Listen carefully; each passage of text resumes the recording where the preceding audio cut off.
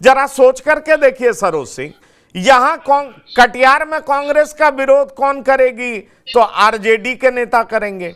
यहां पर आरजेडी के उम्मीदवार का विरोध कौन करेगा? तो कांग्रेस के नेता करेंगे। कटिहार और पूर्णिया दोनों आसपास भी है, तो इसका बड़ा नुकसान होगा।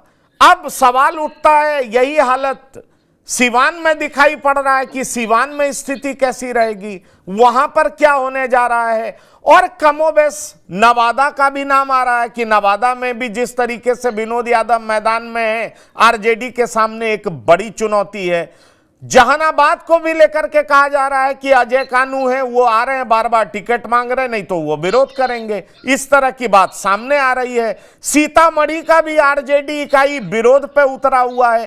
तो कई ऐसे लोग हैं आरजेडी में भी जो लालू परिवार के मर्जी के विरोध में उतरने को तैयार हैं और विद्रोह जता रहे हैं। ऐसा नहीं है कि विद्रोह सिर्फ एनडीए में ही, विद्रोह आरजेडी में भी साफ दिखाई पड़ रहा है और महागठबंधन में भी विद्रोह साफ दिखाई पड़ रहा है।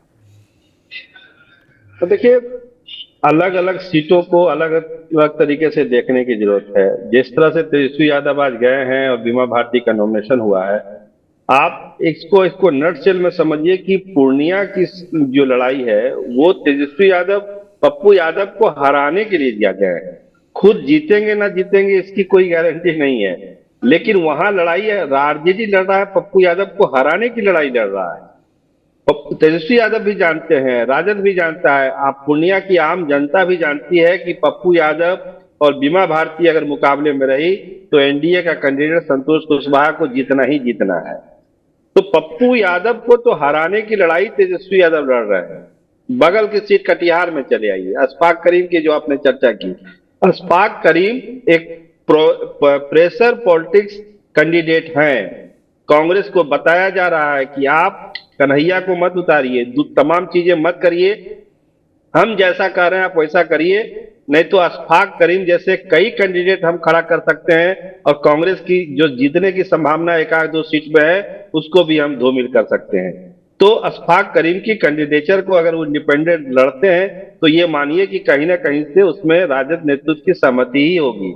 लेकिन पूर्णिया का मामला बहुत क्लियर कट है, राजद वहां जीतने के लिए नहीं बल्कि पप्पू यादव को हराने की लड़ाई लड़ने जा रहा है। और आज जो नॉमिनेशन हुआ और जो भाषण हुआ, जो चीजें हुई है और जो जनसमर्थन वहां मिला है, उससे साफ है कि जो गुट वोटर है उनका वही वोटर है उनका भी, तो स्वाभाविक है कि फायदा एनडीए को वहां मिलने जा रहा है। आपने ठीक कहा कि केवल महागठबंधन में नहीं, एनडीए में ही नहीं, दोनों खेमे में है विरोध है।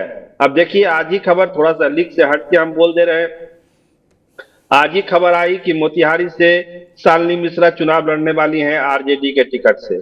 जेडीयू में फिर टूट हो सकती है। उनका बघार की चीनी मिल के जो मालिक हैं, जिनको वाल्मीकि नगर से टिकट मिलना है, दीपक यादव का, उनका भी भाजपा से इस्तीफा हो गया। तो दोनों गठबंधन में इस तरह की चीजें हैं। अब चंपारण में देखिए, मोतिहारी का वही हाल हो गया, वाल्मीकि नगर का यही हाल हो गया। बेतिया से अगर ब्राह्मण प्रत्याशी कांग्रेस नहीं उतारती है तो आरजेडी वहां भी कोई खेल कर देगी। तो ये सब सारे विरोध अपनी जगह पर है और उसका फायदा और नुकसान दोनों महागठबंधन को होगा, एनडीए को होगा अपने अपने जगह पर। लेकिन कुछ सीटों पर पंकज जी बहुत क्लियर है, बहुत ही रणनीतिक तरीके से कैंडिडेट को उतारा जा रहा है। बीमा भारती को उतारा जाना उसी का एक प्रमाण है।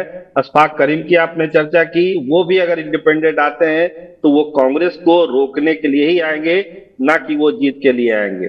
कांग्रेस चाहती है कि मिलजुल के चुनाव हो, लेकिन जो परिस्थितियां बन गई खासकर कन्हैया कुमार को लेकर, उसके बाद कांग्रेस भी कुछ करने की स्थिति में नहीं है। उसको कुछ ना कुछ फैसला लेना होगा ताकि अपने कैडर को और बिहार के लोगों को ये बताने के लिए कि कांग्रेस अपने हिसाब से चल रही है। लेकिन लालू यादव का जाल तो लालू यादव का जाल है, अपने जाल में वो लोगों को फंसाते हैं। पप्पू यादव को इनकार है तो इनकार है, उसके लिए बीमा भारती को खड़ा क्यों न करना पड़े।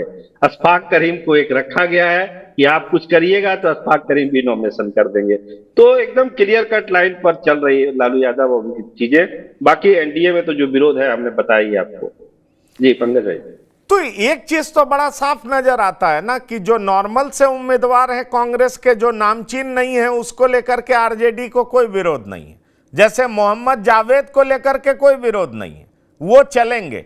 लेकिन तारिक अनवर तभी जीतेंगे जब कांग्रेस अपना स्टैंड पूर्णिया में ठीक ठाक रखे और साथ ही साथ कन्हैया कुमार को मैदान में नहीं उतारे। इसका मतलब तो यही है।